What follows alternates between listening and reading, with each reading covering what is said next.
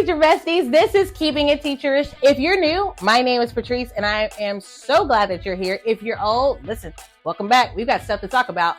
I'm going to go over the top 10 things that I'm doing this summer to prep for the new year. So whether you're a first year teacher or if you're a veteran teacher and just want to make sure that your girl got her stuff together, stay tuned.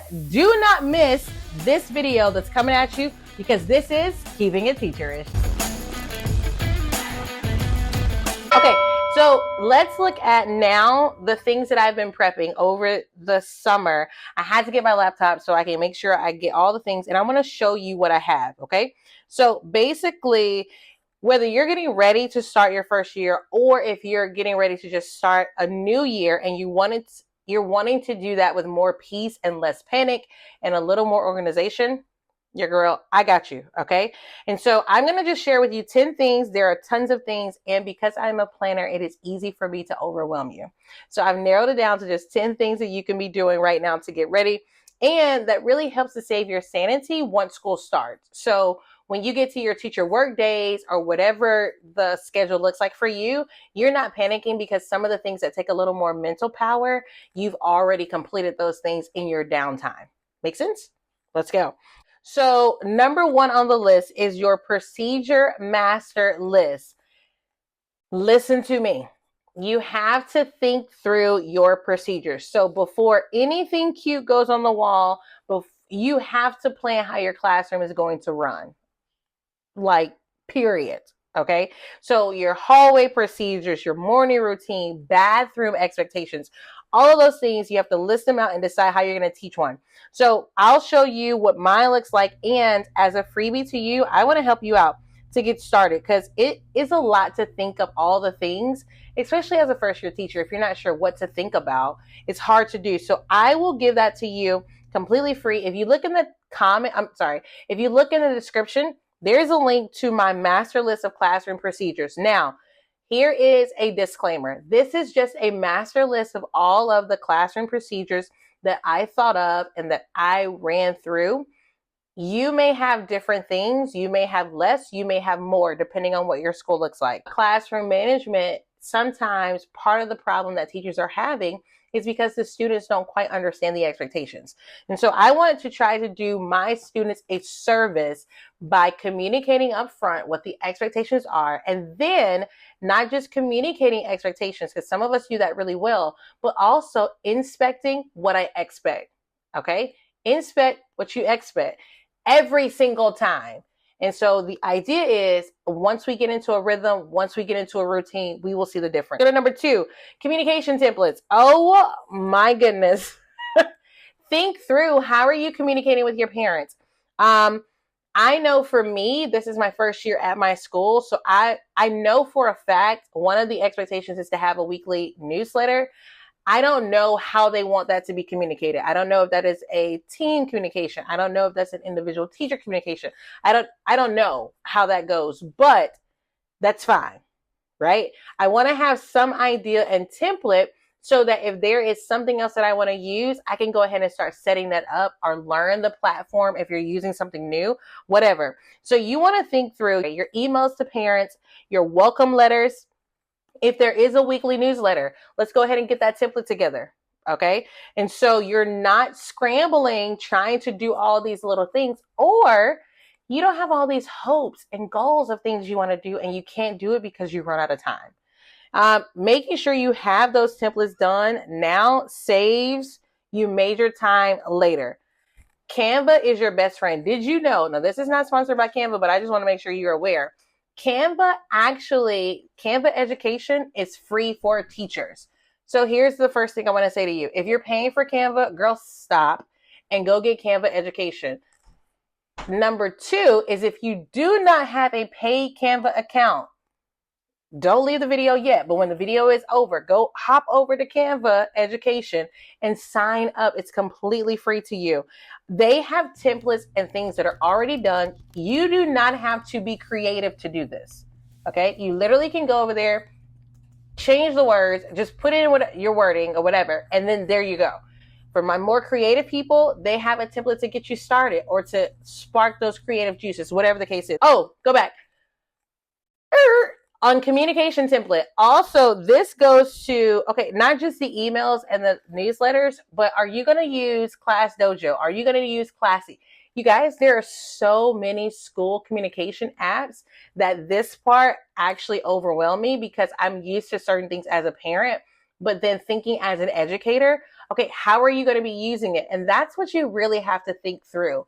How are you planning on using these apps so that you can find the app that is best suited for what you want to do? So deciding what app you're going to use, if you even use the app. I think for me, I am leaning on the side of a classroom website, and I will make another video of what's making me lean that way. And also in that video, I will make sure to take you along the journey of making a simple classroom website. So don't freak out on me yet. Let's keep going. Number 3, classroom library system. Oh, okay.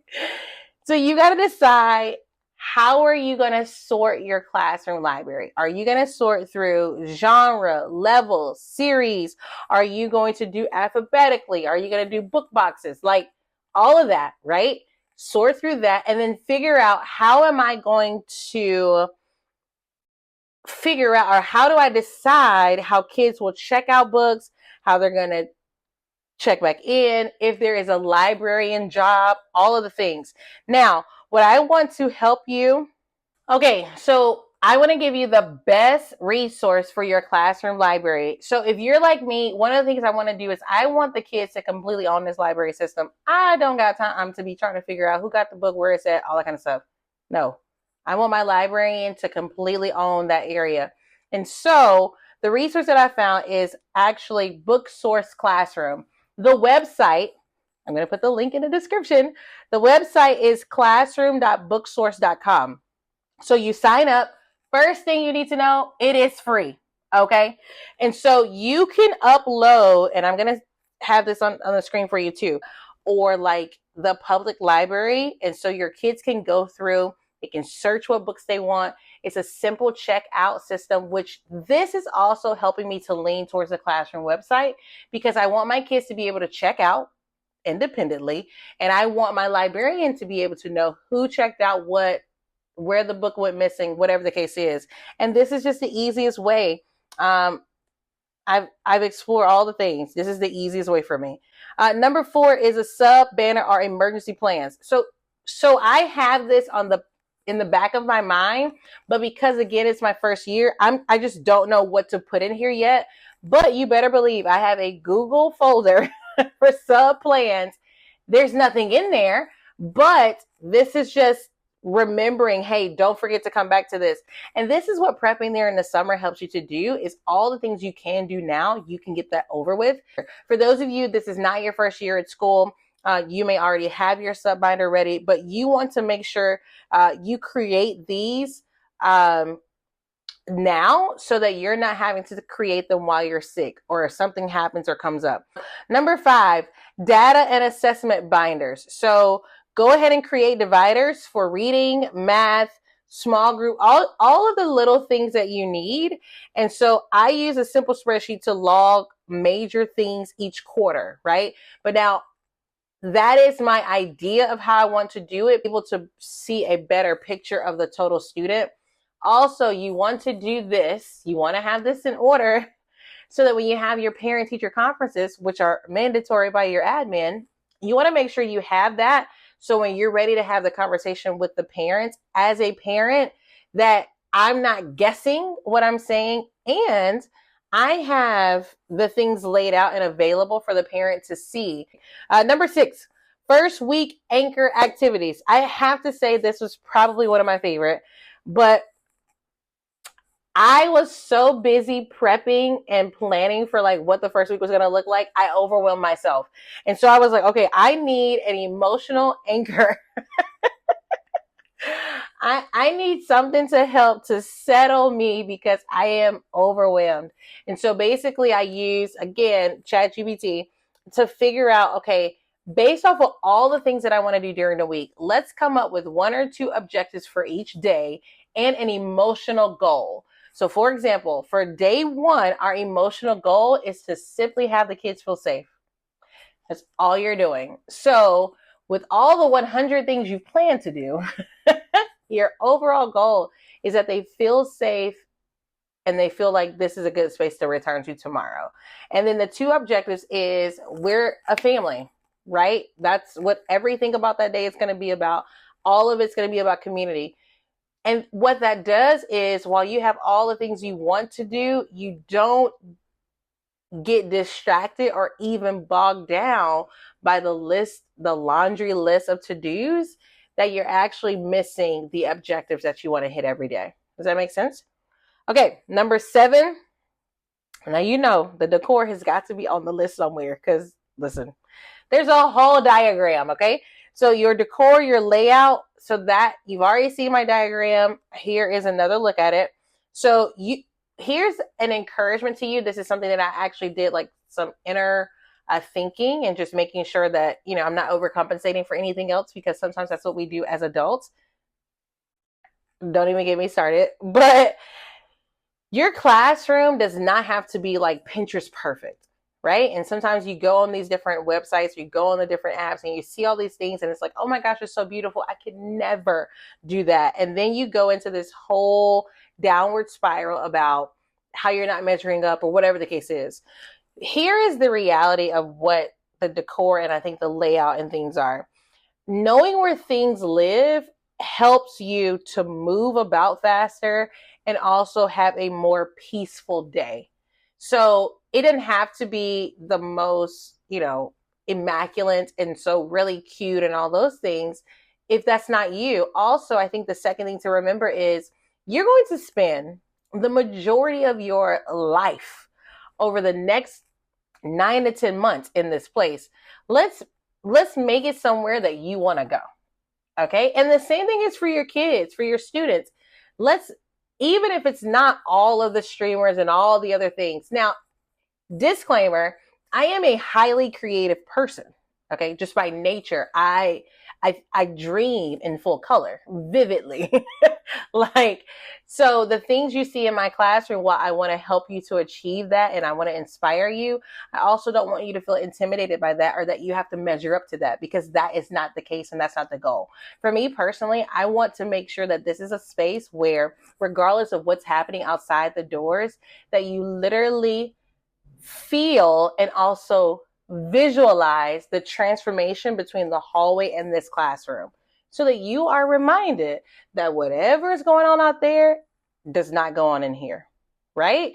But also, whatever chaos is out there, you feel peaceful and safe in here. Also, because I'm a creative person, I need somewhere that's like joyful and exciting and like that I want to go to. So yes, we're going to have all the lamps in the world. And yes, we're not using those fluorescent lights because I don't want to use them. And yes, we are going to have these fringe banners because I think they're cool. But again, just so you don't feel that pressure to measure up or to even do those things. Okay. Let's see. Number 8, we're almost done. Number 8, right? Number 8, behavior management tools. You got to think through behavior, guys. So one of the things, and maybe we'll add a video on what my plans are so you guys can see that. And I may do that even during school time. But you've got to have an idea of, okay, if you are doing a reward system, what does that look like? For me personally, I'm not doing that.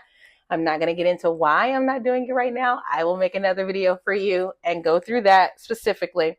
But whatever you plan on doing, you've got to have a plan for it, and you need the tools to do it effectively. Number 9, teacher tech tools. Set up your Google folders, bookmark the websites, like all the things that you need. Play around with Class Dojo, play around with Book Source, like whatever you're using, play with it. So then when it's time to communicate this to your parents or even helping your kids, you're not guessing.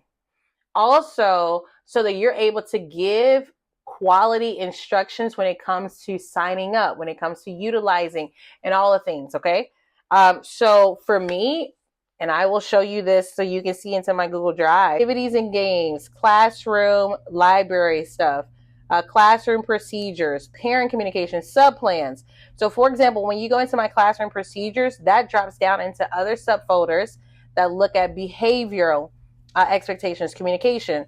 And when you hit another folder, it goes into something else that I have thoroughly thought out. Now, I'm not saying you have to be this detailed, but so that you are taking the time now to start thinking through those things. Last thing is your personal teacher survival kit. Personal teacher survival kit. So I have actually saved this for one of the fun days during my teacher work day, is to think through, okay, what snacks, what comfy food, chapstick, whatever things I need to have at school so that I have a really good day. But also, it's kind of like a care package to myself. So the things that make you feel good, having them somewhere in your room, having a package that is just for you. So while you're doing all this planning for the kids and you're doing all the things the administration wants you to do something special for you, because you deserve it. And way before Teacher Appreciation Week, okay? You deserve it before school even starts, because you have been prepping and planning.